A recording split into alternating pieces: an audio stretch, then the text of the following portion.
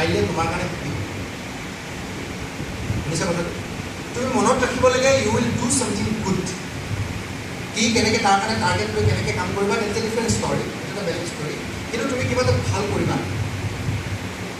তোমাৰ মা দেউতাৰ বদনাম হোৱাকৈ তুমি নকৰা। তোমাক লৈ মা দেউতাই গৌৰৱ কৰিব পৰাকৈ, পৃথিৱীখনে গৌৰৱ কৰিব পৰাকৈ তুমি কিবা এটা কৰিবা।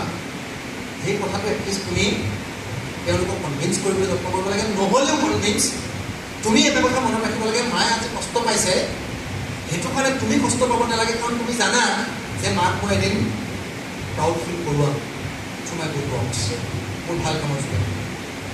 তো আজি কষ্ট পাব পাৰে, নহয় জানো? আজি মই 100ৰ ভিতৰত 99 নাপালোঁ, মায়ে কষ্ট পাইছে, কিন্তু কাইলৈতো মই বেলেগ এটা কাম কৰি তাতকৈ ওপৰত দিম ন, কামটো ভাল কৰিম ন, মই ভাল জিন্দগী এটা জীয়াম ন।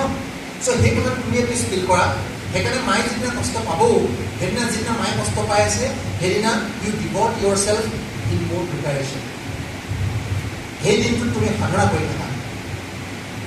তুমি যেতিয়া কষ্ট, মায়ে যেতিয়া নম্বৰ নোপোৱাৰ কাৰণে মায়ে যেতিয়া কষ্ট পাইছে, আৰু মায়ে যেতিয়া দেখিছে তুমি আকৌ সাধনা কৰি আছা, আকৌ কষ্ট কৰি আছা, তুমি ভাল কৰিবৰ কাৰণে মা দেউতাক থাকি,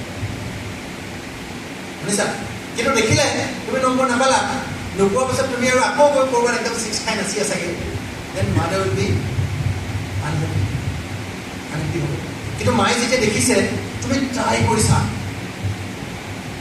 আৰু যিদিনা তুমি মাৰ ইচ্ছা পূৰাব পৰা নাই, সেইদিনাও ইভেন তুমি এফৰ্ট দি আছা,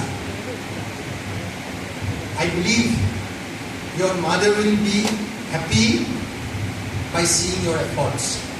তোমাৰ এফৰ্ট চাই মায়ে হেপী হ'ব। আমি ভাবিহে লওঁ যে মায়ে ৰিজাল্ট বিচাৰিছে। বেছিভাগ পেৰেণ্টছে টিচাৰে এফৰ্টে বিচাৰে। তুমি এফৰ্ট দিছানে নাই?